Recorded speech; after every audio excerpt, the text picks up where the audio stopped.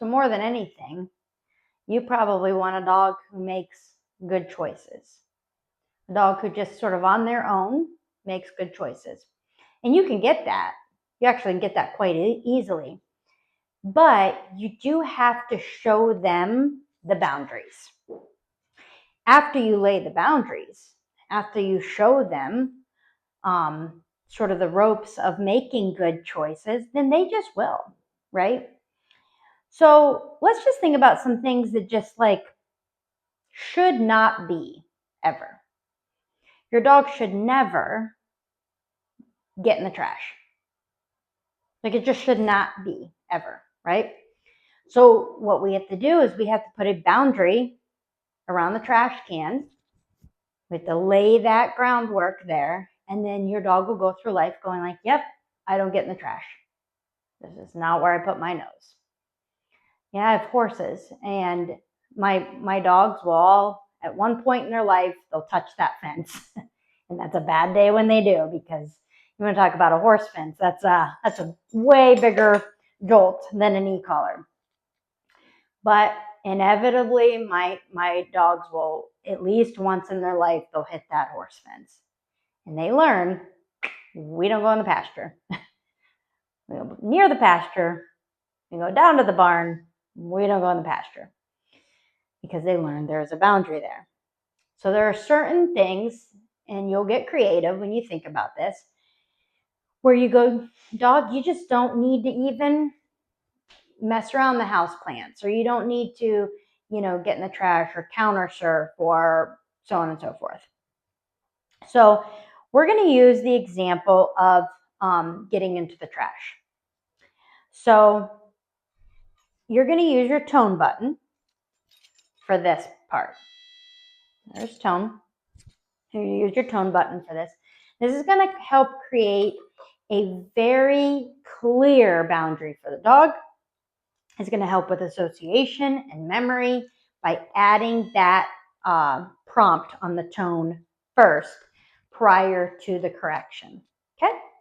So let's pretend that's a trash can. Okay? So dog can walk past the trash can, right? Be in the same room as the trash can. But when the dog goes up to the trash can, so they're going to get a beep followed immediately by a correction. You do not beep unless you correct. There is no this without this. Okay? There is no this without this. Okay? Got it?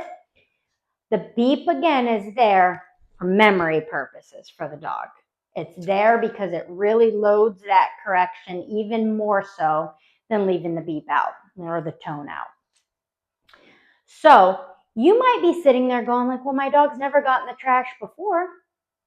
They don't until they do. So we want you to be proactive instead of reactive. All right.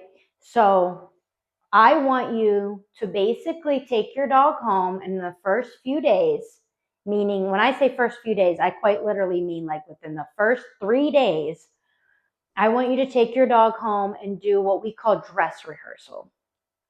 And you're going to do a dress rehearsal in that you're going to actually pull the trash out. Pull it out. If it's under a cabinet, pull it out.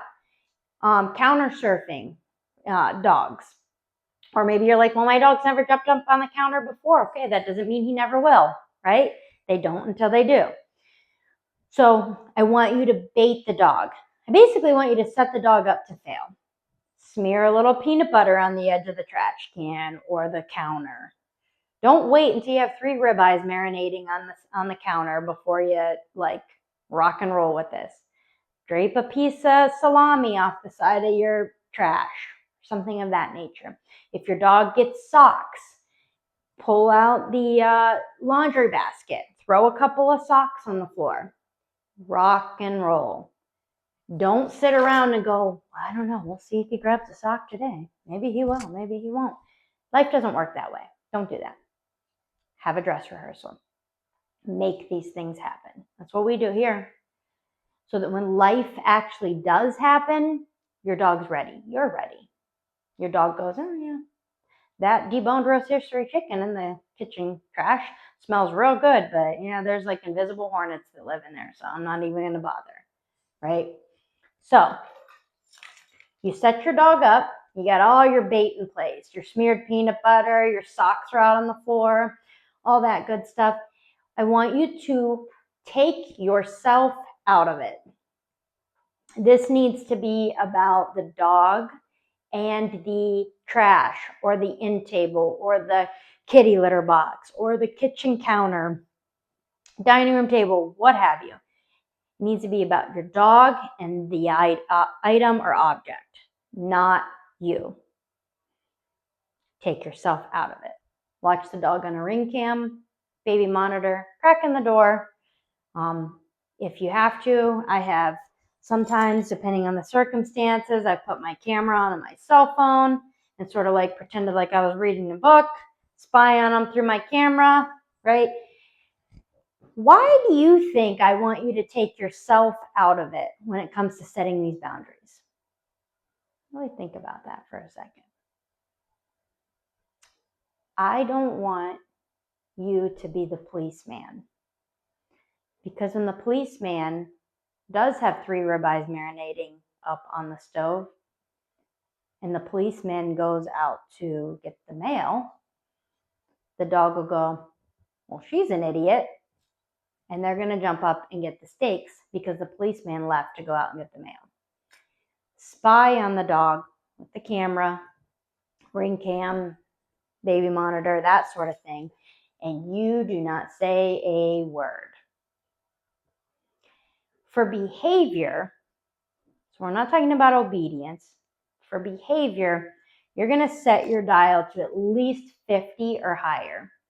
I want this kind of stuff to be one and done. I'm not saying 50 is the number. I'm saying it needs to start at a 50. We're not starting at a 20 with a little slap on the wrist. You're going to start 50 or higher.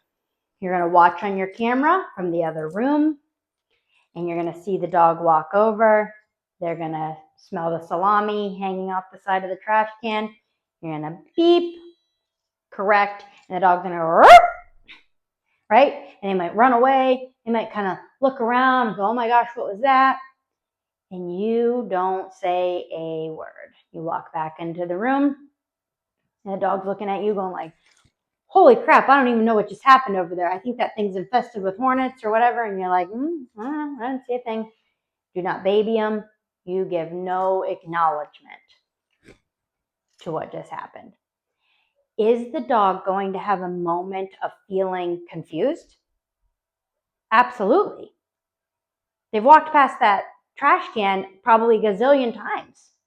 They've gotten into the trash can probably before. And today it came alive. Yeah, you're going to see a moment of confusion. You didn't ruin your dog. Don't worry about that. You probably just saved your dog's life if you want to know the truth.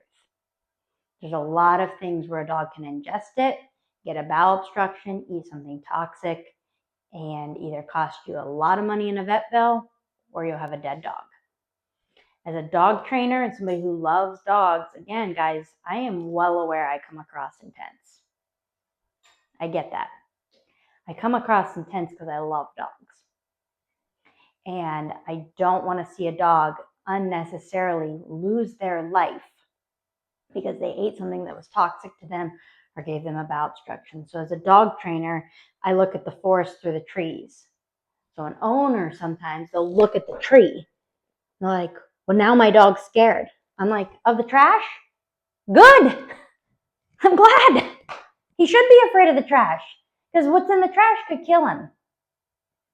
So I look at the forest through the trees and I go, good. Then maybe you'll never bother the trash again.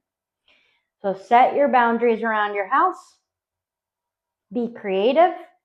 Think about things like your counters, the kitty litter box, trash can. If you're unsure if you should put a boundary around something, jot it down. Put it down on a piece of paper right now. Ask us when you come for your lessons. We'll help you. But this just gives you an idea of ways that you can have a dog who will go through life and just simply make good good decisions.